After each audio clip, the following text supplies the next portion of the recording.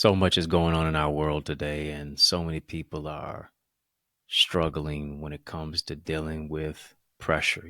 They say pressure makes diamonds, but even sometimes it can burst pipes. How do you respond to pressure in your life? Does it put you in a place that is precarious and perilous, or does it bring peace in the midst of that which is trying to pressure you? Let's talk about peace under pressure. Turn me up. I'm mic'd up. Join me. Let's mix it up.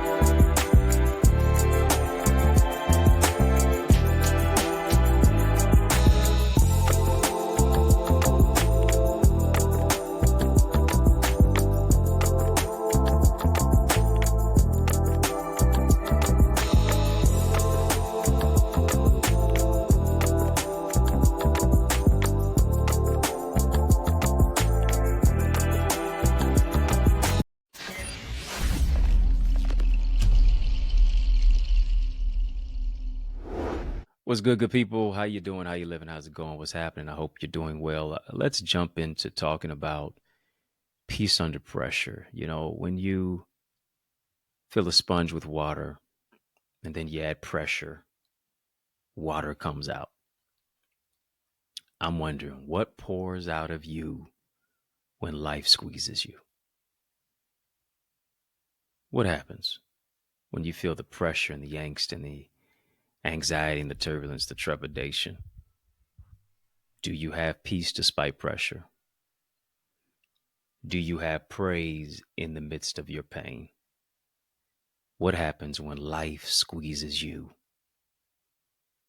What's in you is going to come out of you. What is it that you have placed within yourself to where when life is paralyzing, when life is so perplexing, when it's become so precarious, do you have something that's on the inside of you that literally pushes you to a place that is just beyond yourself? But I realize that oftentimes the greatest enemy is the inner me. And what we have to do is we have to become our best friend. If we're going to really have peace under pressure, we got to get our mind right. It's interesting. May is Mental Health Awareness Month. Really is. And I'm wondering, what is the state of your mind? What are you going to do for your mind this month? Yeah, beyond your money, beyond your relationship, beyond your job, beyond your career, beyond whatever it is that you're launching and you're releasing and whatever it is that you're working on, whatever the project is, what are you going to do for your mind this month? Because here's the thing. We're not always going to be able to dictate the pressure that we experience. Sometimes pressure is going to come 100 miles an hour from a mile away. May not even see it, may not even see the onslaught of it. It's kind of like saving for a rainy day. It's kind of like saving for unaccounted expenses. What are you going to do for your mental health to save yourself from unaccounted pressure that you may not have necessarily had in your emotional budget, that you may have not necessarily counted the cost for it? But because you are prioritizing your mental health, as a result of it, now you've got enough bandwidth to handle it. Now you don't cave in, but you're able to have real keen clarity and have the wherewithal to deal with the pressures of life, that come from adulting, the pressures of life that come from leading a home, the pressures of life that come from having children, the pressures of life that come from working on projects. These are things that transpire and that take place. And so many people are giving up. So many people are throwing in the towel. So many people are calling it quits. but not you. No, no, no. Can't be you. Won't be you. You're making a decision not to give up. And even when you think about mental health, you can't even spell the words mental health without men heal. And one thing that we've got to do, especially as men, as brothers, we have to make sure that we're putting ourselves in places and spaces to where we can be supported. Scripture says, iron sharpens iron, so a man sharpeneth the countenance of his friend. Much of the work that I do is in empowering our men to recognize their value, make proper decisions, mature, do the interpersonal work, develop. Why? Because hard work is hard work, and hard work is hard work. That's why we do what we do at the church that I pastor, the Remnant Worshipers Ministry, where we have our Iron Men's Ministry, where we have our Circle of Brotherhood, where we meet first and third Mondays, first and third Tuesdays, rather, of each month, to where we're really talking about pressure, ways to grow, ways to develop, things that we're fighting, things that we're facing. All of this affects and really coalesces with our mental health. Got to get our mind right. As scripture declares, don't be conformed to this world, but you got to be transformed by the renewing of your mind. Got to continue to renew your mind because life is going to squeeze you sometime. Life is going to squeeze you sometimes. When you squeeze an orange, you don't get lemon juice out of it. When you squeeze a lemon, you don't get orange juice out of it. Only what is within you is going to come out when pressure squeezes you and tries to squash the strength that's on the inside of you. So I got to make sure that I'm in a place to where I am going to not react, but I'm going to respond. My mental health is my wealth. Secondly, here's what I have to have as well to have peace under pressure. I got to have emotional regulation. I have to mind my mind.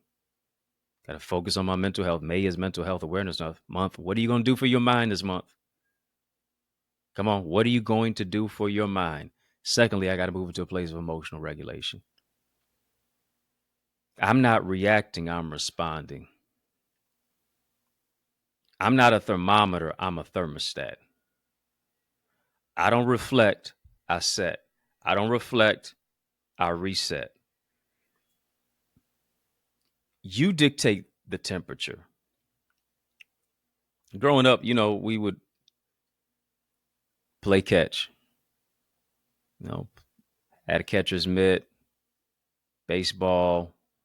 Grew up playing that a little bit every so often, more so basketball. But we'd be in the summertime playing catch out in the park, in the yard, whatever the case may be, and you're throwing the ball in the direction of the individual. They're throwing it back at you, and you got to catch it. And a lot of times we've been so conditioned just to catch any and everything that's been thrown our way, to where even when people are having bad days and people are emoting and people are having attitudes, we've been so indoctrinated and so socialized to catch any and everything thrown our way that we're just sticking our hands up to catch the attitude, catch the negative disposition, catch their level of lack of emotional control, catch their attitude, and catch their ups and downs. Yeah, because they don't have any stationary level of emotional stability. And so now they want to reflect that and put that on you. You don't deserve that. You shouldn't subject yourself to that. Don't catch it. Let it go past you. Don't catch it. Carry on with your life. Don't react, respond. Don't be a thermometer, be a thermostat. Regulate your emotions. That's a day by day, every single day process. That is, here it is. You have to keep talking to yourself. You have to keep telling yourself what it is that God tells you about you. You have to develop your emotional intelligence. You have to speak life into your own life. You have to not allow your life to be in a particular place to where you're living your life on an emotional roller coaster. Stop placing your feelings over your faith. Place your faith over your feelings. Handle yourself with care. Move into a place of self-care. Move into a place of being able to direct and redirect your life. And for some of us, what we're going to have to do is we're going to have to reparent ourselves because we didn't receive the proper training. We didn't receive the proper rudimentary rules on what emotional regulation and emotional intelligence and relational intelligence look like. When we were angry, we gave people a piece of our mind, only be left with just a piece of our mind, but no peace of mind. People put their hands on people. Why? Because they didn't even know how to express themselves in a particular type of way that was assertive, not passive, not aggressive, not even passive aggressive, but assertive. Got to move into that place of emotional regulation so that you're not living your life being limited. You're not living your life being pressured, but you're finding peace in the midst of pressure because you're minding your mind and you're regulating your emotions. There's nothing wrong with having emotions. It's just the wrong thing is when emotions have you. Emotions are bad leaders. Not saying to throw your emotions away at all. No, feel your emotions. Just don't be fueled by your emotions. Find out what your traumas are. Find out what your triggers are. Find out what sets you off. Find out what sparks the fire that's on the inside of you. Find out what makes you angry. Look at the root cause of why it is that makes you angry. Why is it that you do this specific thing? Why is it that you think this particular way? Do some deep digging and diving that most people won't do, and most people are controlled too. This is what it's all about. We're talking about peace under pressure, and that specific aspect of peace under pressure. When you fill a sponge with water, add pressure, water's gonna come out. If you keep filling yourself with fear and failure and frustration and father wounds and frightening circumstances and situations, when life squeezes you, that's all it's going to come out is fear and frustration, father wounds and frailties and failures, missteps, mishaps, mistakes. That's all that's going to come out because that's what you have filled yourself with. Can you have peace despite the pressure? Can you praise in the midst of pain? Can you be a warrior when everything wants you to be a worrier? Mental regulation, emotional regulation. But here's another thing. You got to develop healthy boundaries. Scripture says, let your yea be yea and your nay be nay. Let your yea be yea and your nay be nay. Let your yes be yes and your no be no. Anything in between all of that brings confusion. And in many cases, there's confusion internally because we're nodding yes when we really want to say no.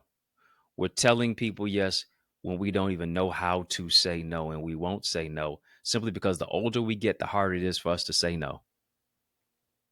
Why? Because we don't want people to be mad at us. We don't want to become the bad girl or the bad guy. We don't want to be classified as rude and unkind and mean and surly. And you're always you're in the hands of a manipulator when they make you feel bad for what they did to you.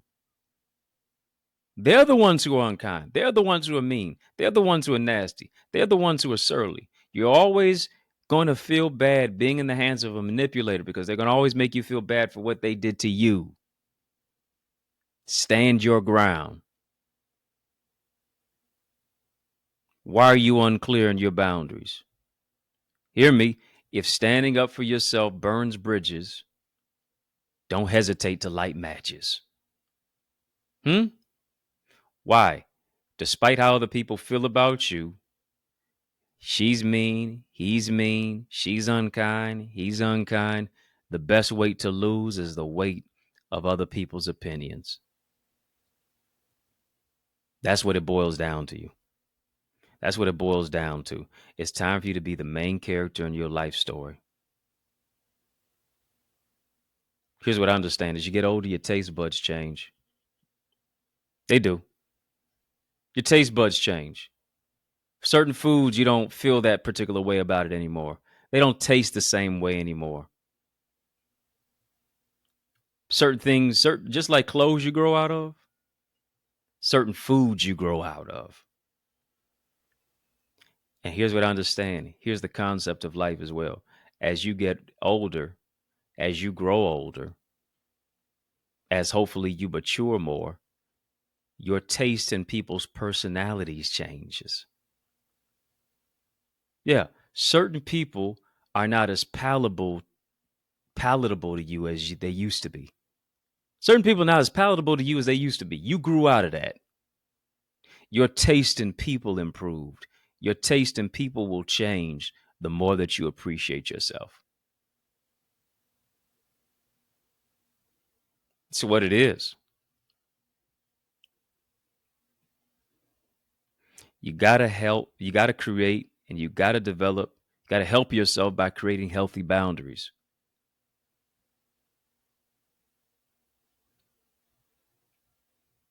It's not wrong for you to communicate. Listen, don't talk to me like that. Don't shout at me.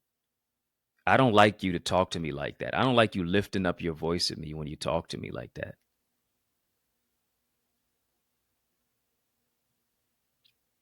But embolden yourself beyond just those words.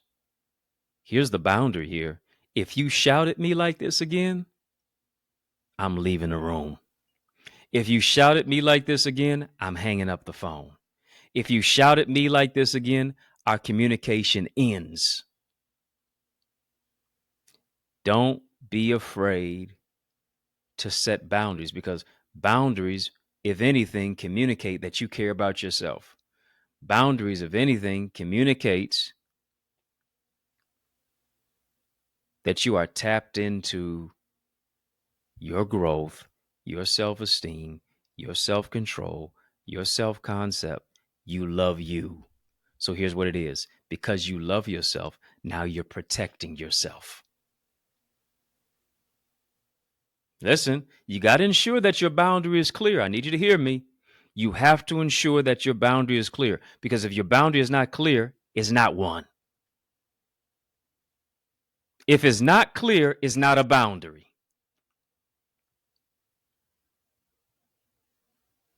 Certain things change as you get older. And here's what I need you to do. I need you to do this. For you to really have peace under pressure, I need you to remove the "I need you to like me" sticker off your forehead. Hear me. Remove the "I need you to like me" sticker off your forehead and place it on the mirror where it belongs. I need you to like you. I need you to love you.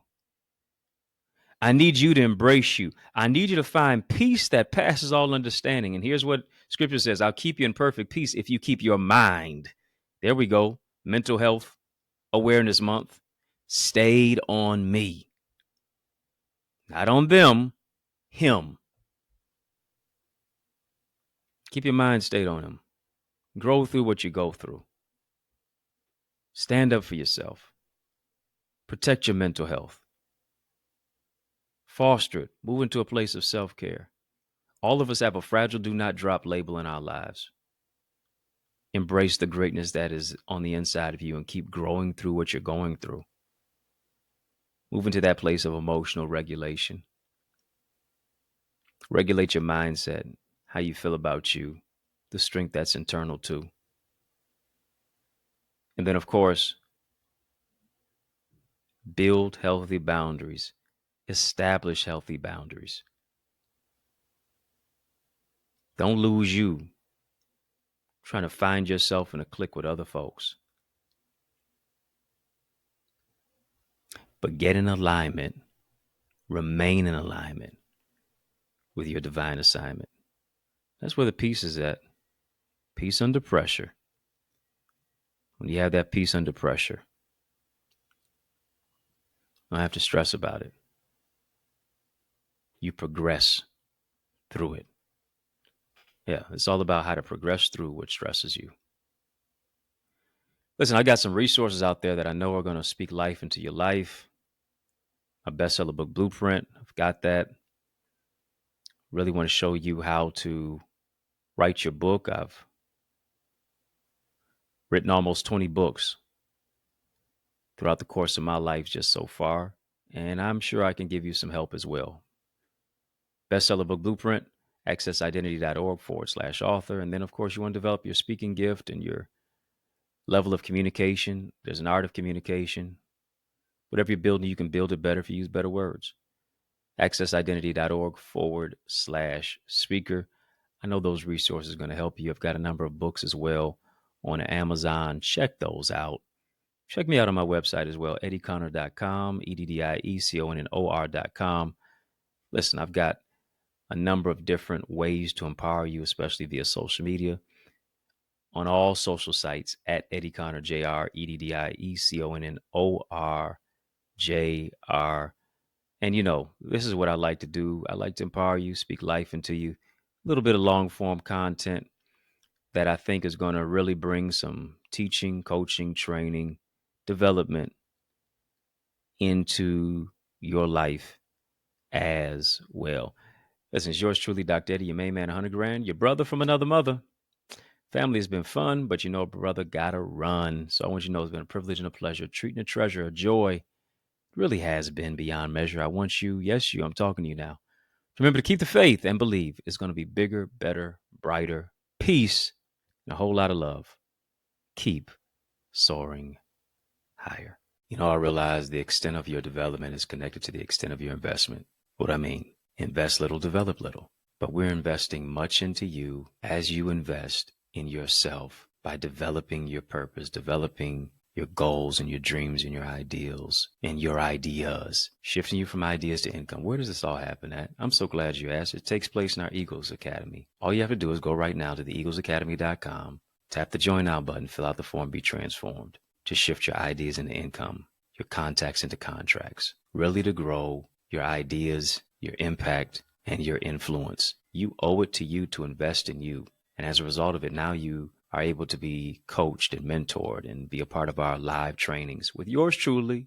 Yeah, with me, along with a host of other leaders and trendsetters and trailblazers and accountability partners. No one grows in a silo. The power of mentorship, it takes what I've learned in years and months and I give it to you in minutes. What I've learned in decades and I can give it to you in days. To be a part of our private Facebook group, to get guided feedback through our Eagle's Nest reflections, to get access to all of the content and all the live sessions and the trainings of business development, of financial stewardship, of the impact and empowerment that only takes place when you go right now to theeaglesacademy.com. Again, when you get there, tap the Join Now button, fill out the form, be transformed. But it doesn't just stop there. You want to develop your book? Then guess what? You are an aspiring author. You need to get my bestseller book blueprint. It's available right now, accessidentity.org/author. All of the insight of what it is that I have used to write 18 books and be a best-selling author. You owe it to you to get your hands on that. You also owe it to you to get my Successful Speaker Strategies download. I'm telling you, whatever you're building, you can build it better if you use better words. Let me show you how to develop your communication. There's an art to communication. Let me show you how to develop that. Go right now as well to accessidentity.org/speaker. And then I am blessed to pastor the Remnant Worshipers Church.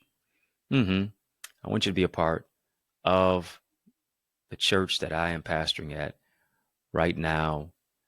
It's such a great thing of what it is that God has fashioned us to do. And it's taking place right here in the city of Detroit, 10 a.m. every Sunday, 6 p.m. we have prayer on Tuesdays, and then 7 p.m. on those same Tuesdays, we have TNT Tuesdays, Truth and Transformation. It's amazing. You want to be a part of it. Go right now, trwchurch.org. And then I want to see your face in the place this Sunday at 20470 Hubble Street. I'm doing my best to save you a seat. Powerful prayer, praise, and a preach word. Can't wait to see your face in place at the Remnant Worshipers Church.